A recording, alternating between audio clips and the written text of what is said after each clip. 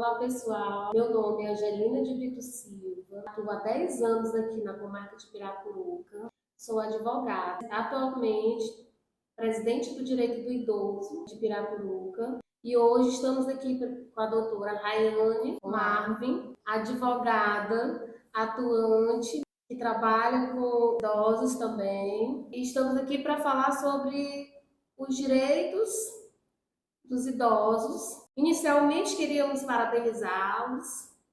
Esse mês é dedicado aos idosos. Está fazendo 21 anos da lei do Estatuto do Idoso. E passo aqui a palavra para minha nobre colega, doutora Rayane Marvin. Olá, pessoal. Nós estamos hoje com uma convidada super especial, a doutora Maria Olívia de Brito, assistente social, atuante no CRAS de Piracuruca, bairro Três Lagoas. Olá, tudo bom? Como estamos? Vamos falar sobre o Estatuto do Idoso, os direitos dos idosos e dentre outros assuntos relevantes sobre os idosos. Vamos explanar também os crimes financeiros contra os idosos. E hoje a gente pode ver que está corriqueiro esse tipo de crime, né? Principalmente crimes virtuais. De acordo com o IBGE, olha a importância que tem os idosos para a nossa sociedade. Além de ter nos ensinado tudo o que sabemos, hoje temos mais de 500 mil idosos só no Piauí, de acordo com o IBGE. São muitos idosos. Muitos idosos. Nada mais justo do que explicar a eles os seus direitos, suas garantias. Exatamente, doutora. A gente pode começar falando sobre a questão mesmo da lei dos idosos, sobre a questão da prioridade que eles têm, né, em agências bancárias, em relação ao transporte público, uma série de regalias que são garantias previstas já em lei, né, doutora? Sim. Deixando claro que os idosos têm que saber que existe dois tipos de idosos, né, pela idade. Os de 60 acima e os que têm a super prioridade, que no caso entram na frente dos de mais de 60 anos, que são os que têm mais de 80 anos. Eles serão atendidos à frente aos outros. Exatamente, até na questão mesmo processual, né? Ao ingressar na justiça, tanto o idoso quanto o idoso acima de 80 anos, ele tem a prioridade processual dentro da legislação. Tem a questão do IPTU também, né? Que só o idoso que ganha até 2 salários mínimos, que só tem uma casa de moradia, não é obrigatório o pagamento de IPTU. Verdade. Também tem direito ao transporte público, né? Interestadual, estadual, né? Sim. Vamos fazer uma pergunta aqui para a doutora. Doutora, no seu campo de atuação, qual é a maior dificuldade que você acha que os idosos têm no campo prático? Bom, acredito que seja a informação, porque nós sabemos que os idosos, essa questão de informação é muito mais complicado para eles que um jovem, que um adulto, devido às tecnologias, né? As tecnologias Sim. avançaram, hoje em dia tudo informatizado, para requerer um benefício é informatizado, para buscar alguma carteirinha, como a doutora aqui falou, a carteirinha intermunicipal, interestadual, busca-se pela internet, não é mais manual. Aí é onde nós, assistentes sociais, atuantes do CRAS, também estamos na frente, né? Sim. Nesse caso, eles procuram o CRAS, tem que ser cadastrado no cadastro único. Uma importância: o idoso é aposentado. A maioria dos idosos são aposentados. Acha que por ser aposentado, não precisa ter cadastro único porque não se enquadra. E não, eles precisam ter cadastro único para receber muitos benefícios, como passe interestadual e intermunicipal. É necessário cadastro único. Baixa renda, até 2 salários mínimos é baixa renda, inclusive até 3 salários mínimos. Mas para o idoso que mora na sua casa, como a maioria são casados, né, com a sua esposa, 2 idosos, a renda de 2 salários mínimos está compatível com o direito ao benefício assistencial. Então, a questão da informação, que muitos têm essa dificuldade, porque mudou muito a época que eles eram jovens, né, para atualmente hoje. E também a questão que eu posso dizer é porque muitas vezes o idoso não tem a acessibilidade como um jovem tem, né? A questão da acessibilidade para o idoso. Deslocamento também, Eles precisam de ter alguém para acompanhá-lo, um filho, ou um amigo, ou um vizinho, mas a questão que hoje em dia os idosos ainda têm esse problema, né? E aqui entra até o que eu já estava conversando agora há pouco com a doutora Angelina, a questão dos crimes que são praticados justamente por essa falta de assessoria que o idoso tem. Por exemplo, a doutora Angelina é especialista em direito bancário e ela lida praticamente todos os dias com esse tipo de problema, os idosos sendo vítimas de fraudes bancárias, né? Por exemplo, explique melhor, doutora.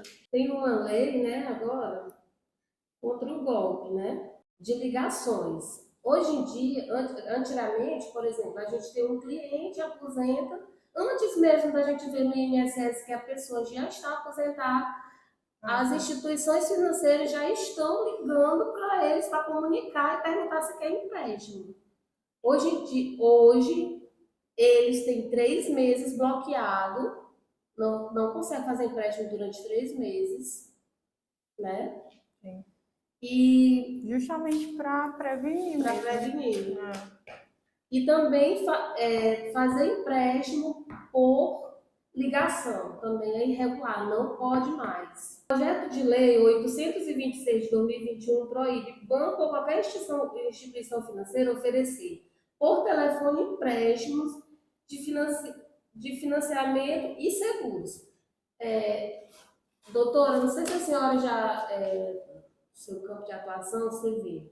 Hoje, quase todos os idosos que recebem pelo INSS, aparece lá um sindicato que é irregular. O idoso nunca ouviu falar daquele sindicato, não sabe o que é, aí vai no INSS. Quando chega no INSS, eles dizem lá que realmente tem esse sindicato e dão uma senha inicial para o cliente, o senegov.com.br. Só que o idoso, ele não sabe fazer a senha inicial. Precisa da ajuda de alguém. E geralmente eles não procuram e continua esse desconto. É contribuição sindical de diversas formas, rural, de servidor público, são uma série de contribuições que todo mês passa desapercebido no benefício do idoso, porque são contribuições de R$ 28,00, R$ 34,00, que o idoso acaba achando que é tarifa de conta bancária, né? E aí assim vai se passando. Eu tenho um cliente que ele está sendo vítima desse desconto desde 2009, desde a época em que ele se aposentou. Hoje em dia, essa questão da informatização melhorou bastante, mas também atrapalha nessa questão, principalmente para idosos, porque eles não sabem fazer a conta Gov, eles não têm, a maioria não tem, se tem um smartphone, mas eles não sabem acessar e acessar esses sites, né? Que necessita de código de confirmação, que necessita de vários códigos de confirmação para poder não cair em golpes, né? E eles não sabem entrar em uma mensagem, e-mail. Hoje em dia facilitou, mas também para os idosos atrapalhou. E as agências bancárias, também o INSS, de uma certa forma digitalizou esse serviço e deixou para o usuário. Que antigamente era feito na agência. Então tinha uma pessoa para o idoso ir lá e fazia para ele. Hoje em dia, não sou eu, é você com seu celular. Eles alegam a questão da senha, que é intransferível, que só o idoso pode manusear, isso aí acaba... E o idoso não sabe, né? Mas poderia o idoso, tá aqui a senha, você manuseia aqui, não deixar não deixa com a pessoa. Disponibilizar um servidor. Tem sistema que nós precisamos utilizar a senha Gov, não para idoso, mas para outros usuários, né? E a gente, às vezes, temos que utilizar, mas o usuário aqui, nós aqui, sim, qual usando, estamos saindo da sua conta e tudo bem. Então, porque a atuação de um terceiro, às vezes, pode ser bem perigosa mesmo, de fato. Tanto no nosso campo prático, aqui jurídico, tem muitos casos de empréstimo na sua modalidade virtual, em que a gente sabe que o idoso não fez aquele empréstimo. Por quê? É claro, o idoso não sabe manusear celular, não sabe manusear assinatura eletrônica, e aí acaba gerando um problema bem grande para o idoso. Os idosos são muito educados. É. Eles não atendem o telefone e desligam na cara da pessoa, como a gente, né? Porque quando a gente sabe que é golpe, a gente já desliga. Alguns clientes que a gente sabe que tem que ir na delegacia fazer um boletim de ocorrência, a gente fala para o idoso, você tem que ir na delegacia fazer. Eles falam, mas eu nunca fui na delegacia, como é que eu vou? Eles têm receio de ir para a delegacia. E algumas pessoas sabem que está acontecendo, que muitas vezes até os filhos que estão com cartão, que estão tirando dinheiro, que os idosos estão passando até necessidade, passando fome, não têm condições de comprar o remédio, porque os filhos, alguns, não todos, né? Sim. Tem problemas com drogas e tudo, aí pega o cartão. E aí algumas pessoas que são os vizinhos sabem disso, mas e não querem se envolver diretamente. Só que a pessoa, ela pode fazer a denúncia através do anonimato, né? Sim. Que é o Disque 100 e o 181. Ou, se eles quiserem, pode ir diretamente na delegacia, no CRAS, falar com as enfermeiras, no posto de saúde. no posto de saúde. Pode estar denunciando, porque nós todos servidores públicos, tanto na saúde como na assistência, nós temos essa obrigação. O cidadão também tem a obrigação de estar denunciando quando vê alguma caso de negligência, violência contra o idoso, e nós também temos essa obrigação. Então, se o vizinho tem vergonha ou medo de denunciar diretamente, pode usar esse e-mail, a saúde ou a assistência, procurar a política de saúde, a política de assistência, e está denunciando, que cabe a nós, servidores, averiguar. Sim. Se é verdade, aí nós passamos, no meu caso, assistência social, já entra o CREAS, porque já houve a violação de direitos. Então, a gente aciona o CREAS e de lá, se necessário for, não sanar o problema, então vai para a Defensoria Pública e em diante. Eu vi um fato que isso me fez querer ser presidente do Direito do Idoso, porque eu queria defender a quem mais eu trabalho, né? Porque eu trabalho mais nessa área. Certa vez eu estava no pronto-socorro e chegou lá os policiais com o senhorzinho raquítico mesmo, e uma moça, que era filha dele. O filho dele simplesmente tinha tacado um pau na cabeça do pai dele. E aí ele disse para o delegado que ele não tinha por que denunciar que era filho dele. Ele achava que ele não tinha direito de denunciar por ser filho dele. Aí o delegado não, um dos policiais, né? Aí o policial foi explicar para ele que mesmo ele sendo pai dele, ele não tinha o direito de fazer aquilo com ele. E ele achou que ele tinha que aguentar, porque ele era pai, né? Não tinha acesso à informação aí também, né? E muitas vezes também, no caso, às vezes é o filho que cuida. É o filho que agrediu, mas é o filho que cuida. Aí ele se denunciar, eu vou ficar sozinho. Às vezes tem a questão também, o vínculo afetivo, a dependência emocional também. Aqui é o filho que vai ajuda ele a ir buscar o dinheiro, a comprar as coisas, e muitas vezes está em casa, às vezes o pai é dependente, a esposa que é idosa também é dependente, e eles ficam de mãos atadas. Tem o vínculo emocional, que é meu filho vai preso por culpa, né? Sim. E também a questão estrutural de dependência mesmo de locomoção, dependência mesmo de fazer as compras. A dependência básica que para nós é fácil, mas para os é complicado. É verdade. Temos que deixar aqui claro que o INSS, ele não liga para o idoso. Nem para ninguém. O INSS ele não liga para ofertar nada. O banco ele não liga para ofertar nada. Então ele tem que ter ciência que se ele receber uma ligação dessa é fraude. Né? Quando eles receberem golpe de sequestro, pedindo para depositar dinheiro e tal, não depositar. Primeiro, procurar saber se a pessoa que eles estão alegando que está sequestrada, se realmente está. Porque muitas vezes, na maioria das vezes, não está. É só mesmo um golpe. E o idoso, que é a parte mais vulnerável, acaba caindo, acaba depositando dinheiro. Sim. Eu tenho um cliente que ele viu na rádio uma empresa oferecendo empréstimo. Aí, só que para ele receber esse empréstimo, ele tinha que depositar um valor. Olha só, como é que você vai fazer um empréstimo e vai depositar um valor? Não existe isso. Ele caiu, doutora. Caiu. Ele pagou 10 mil reais para receber 20. E até hoje não tem nem como entrar, porque ninguém sabe nem quem foi. E isso passou na rádio, minha gente. Que coisa absurda. É uma coisa absurda.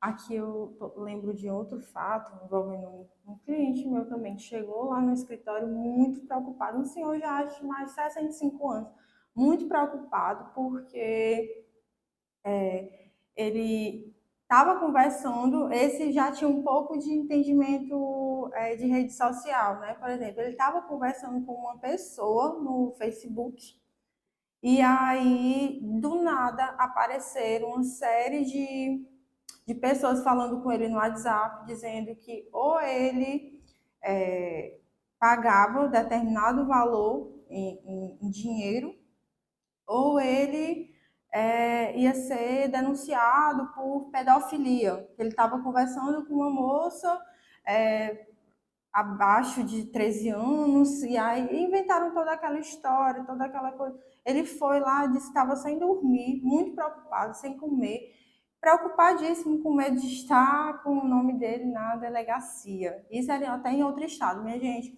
A forma de atuação de quadrilhas, principalmente contra idosos, é imensa. Eles procuram a camada mais vulnerável, que são os idosos, para aplicar as mais diversas formas de golpe.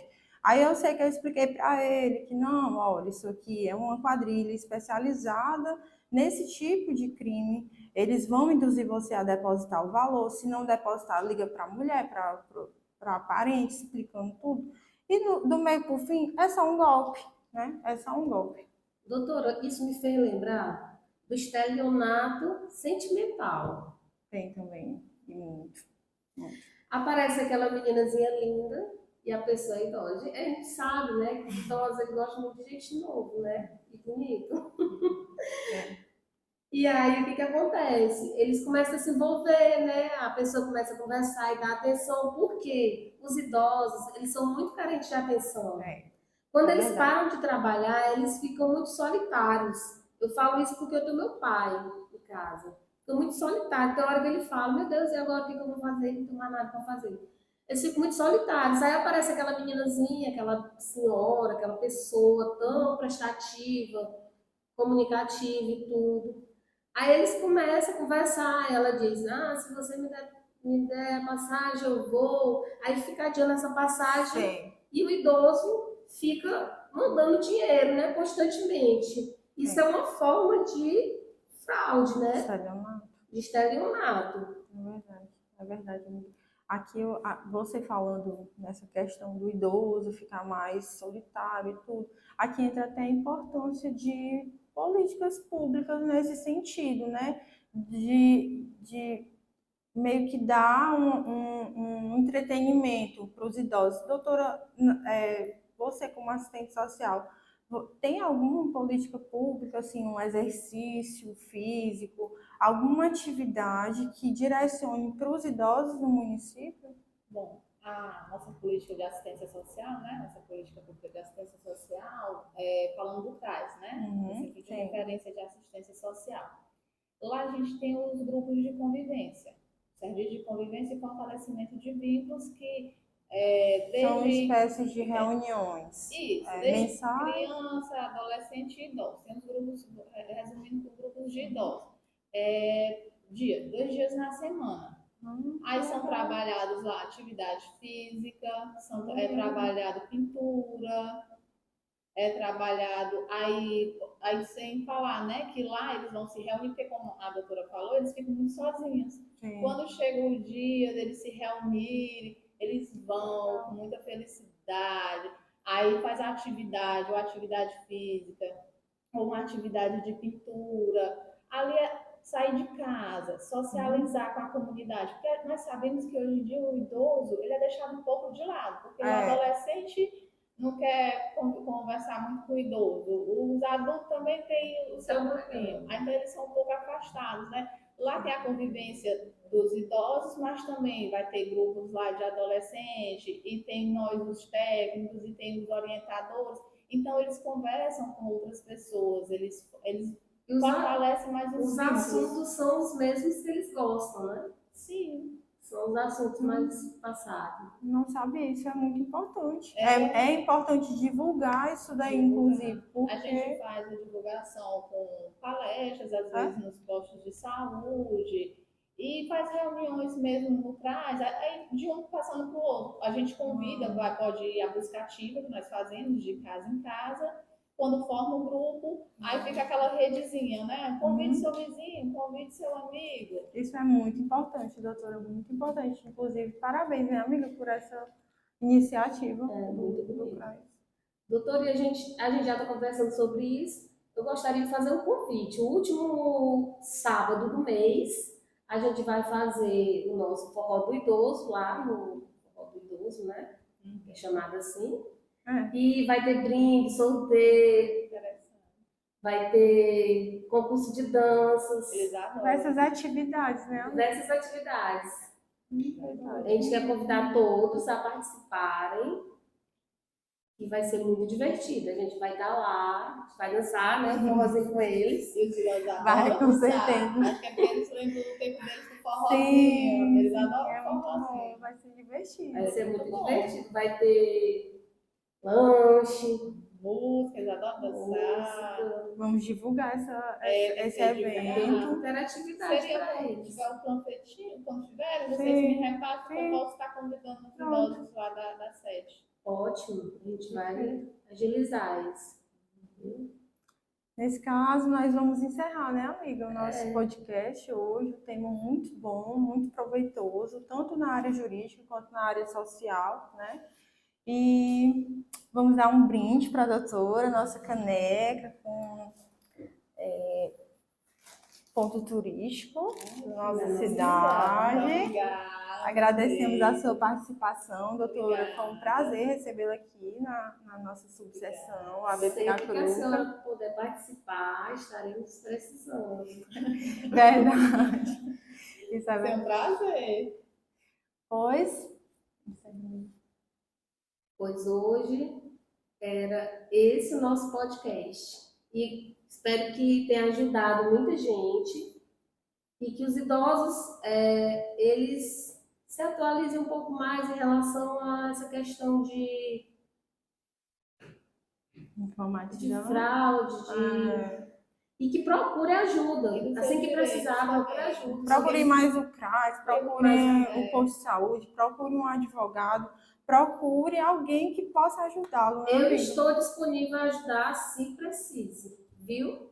Estou disponível. Se quiser, é só vir aqui na subseção da OAB que a gente resolve. Se não resolver, a gente anda perto de resolver. a gente tem que colocar certo. Até mais, pessoal. Obrigada. Muito obrigada.